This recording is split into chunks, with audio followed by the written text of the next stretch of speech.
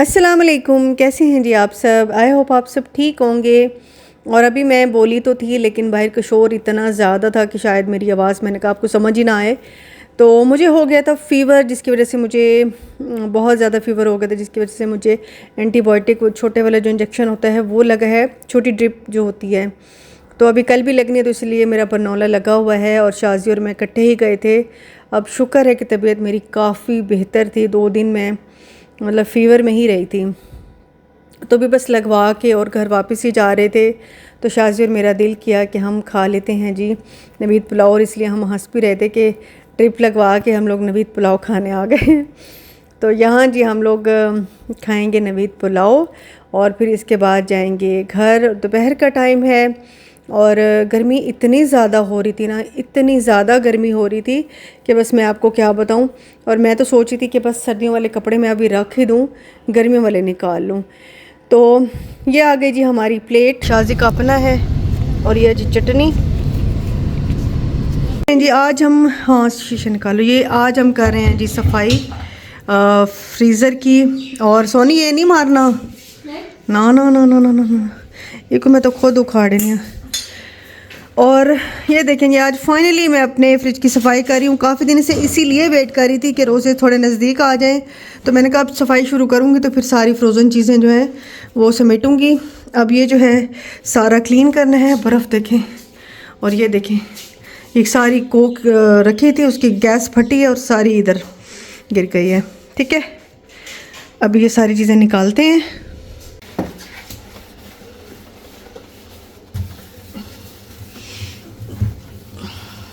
मेरे हाथ पे ये चढ़ा हुआ है तो फिर ये जो है मैं कर नहीं सकती।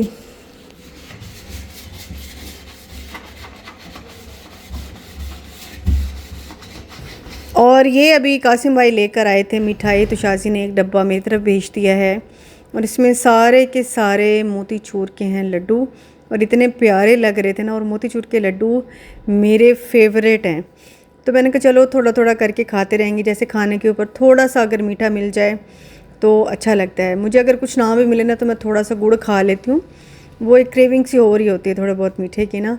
खैर जी, यहाँ पे अब क्योंकि मेरे हाथ पे बनोना लगा हुआ था, वरना हमेशा मैं फ्रिज खुद ही क्लीन करती हूँ।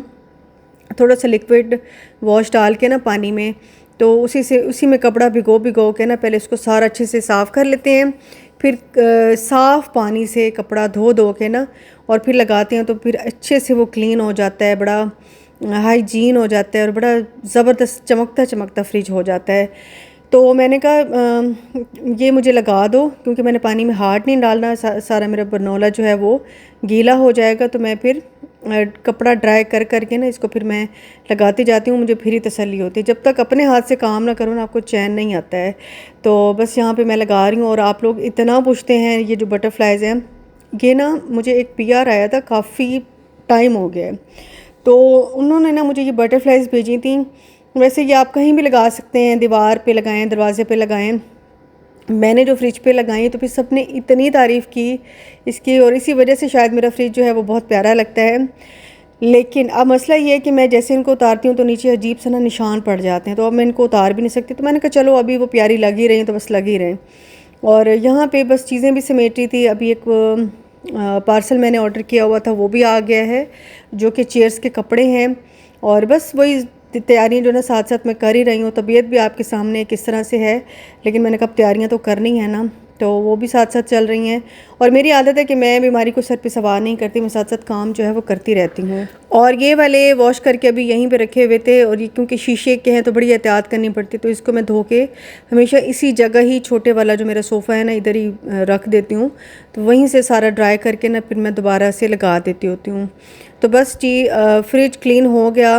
देखने में तो ऐसे लग रहा है कि बस 2-3 मिनट में ही फ्रिज क्लीन हो गया था, लेकिन ऐसा नहीं है, पूरे घंटा डेढ़ लगा था। ज़ाहिर बात है, चीज़ें निकालनी होती हैं, फिर वॉश करना होता है, फिर फ्रिज को साफ़ करना होता है, फिर ड्राई करके सारी चीज़ें दोबारा से लगानी होती हैं।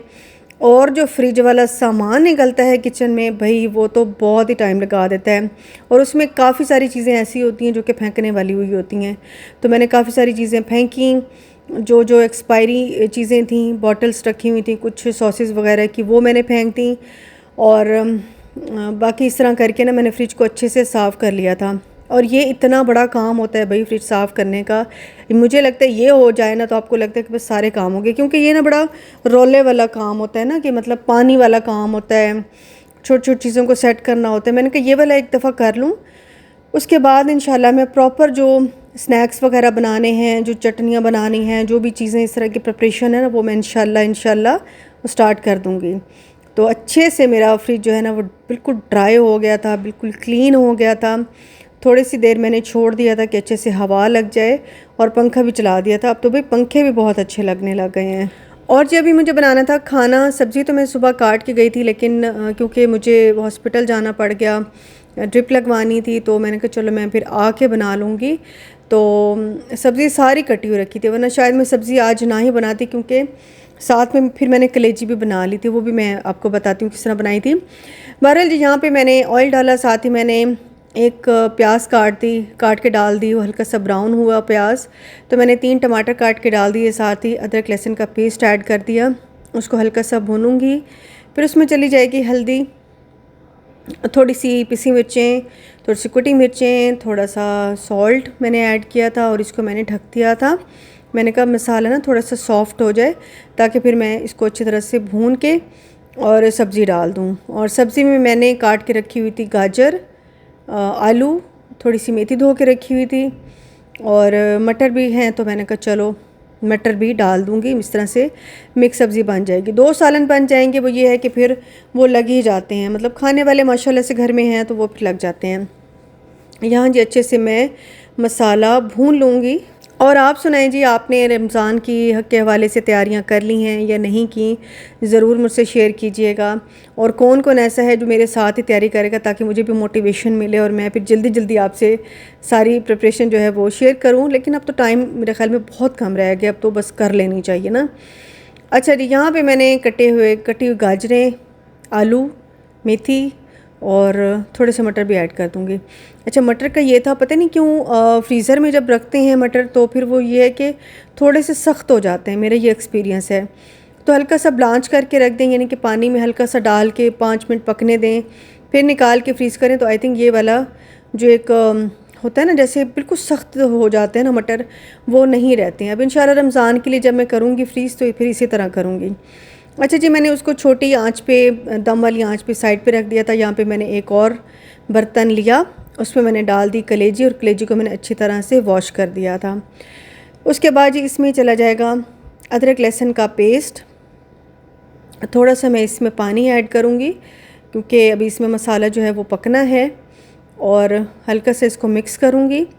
उसके बाद मैंने ना 3 टमाटर और 2 प्याज मीडियम साइज़ की, उनको ना मैंने ब्लेंड कर लिया था, और वो भी मैंने डाल दिया, क्योंकि अभी इसका मसाला पकने में इतनी देर नहीं लगनी है, ये जल्दी से ड्राई हो जाता है।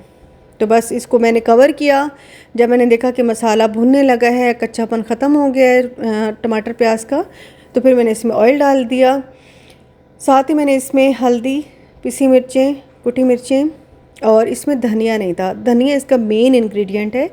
वो फिर मैंने सोचा कि मैं अभी उसको साफ़ कर लेती हूँ। और धनिया ना पिसा हुआ मेरे पास रखा हुआ नहीं था, तो ये वाला जो धनिया मैं लेकर आई थी ना, इसमें थोड़े थोड़े ना कंकर थे। मैंने 1-2 दफ़ा जब डाले ना, तो उसमें थोड़े थोड़े थे कंकर। फिर मैंने कहा मैं पहले अच्छी तरह से ज़रा इसको साफ़ कर लूँ, और उसके बाद मैं इसको फिर पीस लेती हूँ कॉफ़ी ग्राइंडर में। और मैंने अभी तक रमज़ान की कोई ग्रॉसरी नहीं की है, और मैंने यही सोचा कि मैं पहले सारी प्रिपरेशन कर लूँ, फिर उसके बाद मैं रमज़ान ग्रॉसरी जाके करूँगी, क्योंकि चीज़ें पे जो भी कम ज़्यादा होंगी उस वक्त मुझे आइडिया हो जाएगा कि क्या कम हो रहा है, क्या ज़्यादा हो रहा है। बहरहाल ये कि मैं 3 से 4 दिन पहले ही रमज़ान ग्रॉसरी करूँगी, ताकि आराम से महीना पूरा हमारा निकल जाए। क्योंकि अभी कुछ चीज़ें हैं भी सही, तो वो भी ज़रा 4-5 दिन में ख़त्म हो जाएंगी, यूज़ हो जाएंगी, तो फिर एक ही दफ़ा जाके मैं इंशाल्लाह कराऊँगी। और आपने रमज़ान ग्रॉसरी की है या नहीं की, ये भी मुझे ज़रूर बताइएगा। अच्छा जी, मैंने इसमें पिसा हुआ धनिया ऐड कर दिया। अब देखिए बड़ी अच्छी सी ना कलेजी की भुनाई हो रही है। अच्छा, कलेजी की ना भुनाई बहुत अच्छी होती है, जब ये भुनने लगती है ना, इसकी स्मेल ख़त्म होने लगती है, और ये फिर बड़ा अच्छा सा इसका मसाला बन जाता है, और ये बड़ी टेस्टी सी बन जाती है ना। दूसरी साइड पे हमारी सब्ज़ी जो है वो भी तकरीबन रेडी हो गई थी। हल्का सा मुझे कच्चापन लग रहा था मटरों में, बस मैं कवर करके मज़ीद 5-10 मिनट पकाऊंगी, और फिर ये सब्ज़ी जो है ना मेरी तरफ से डन हो जाएगी। और ये सब्ज़ी ऐसे ही बनती है, जब आप मेथी वगैरह डालते हैं ना फिर उसकी शक्ल ऐसे ही होती है। थोड़ी ग्रेवी मैंने इसमें नहीं रखी थी, लेकिन हमारी कलेजी की ग्रेवी बड़ी मज़े की बनी थी। यहाँ पे मैंने हरा धनिया, हरी मिर्चें काट के डाल दी थी और फिर उसको साथ साथ भून भी रही थी। इसमें बाद में कोई पानी शानी मैंने ऐड नहीं किया था, सिर्फ दही फेंट के ना वो डाल दी और इसी की ही ग्रेवी में रखूँगी।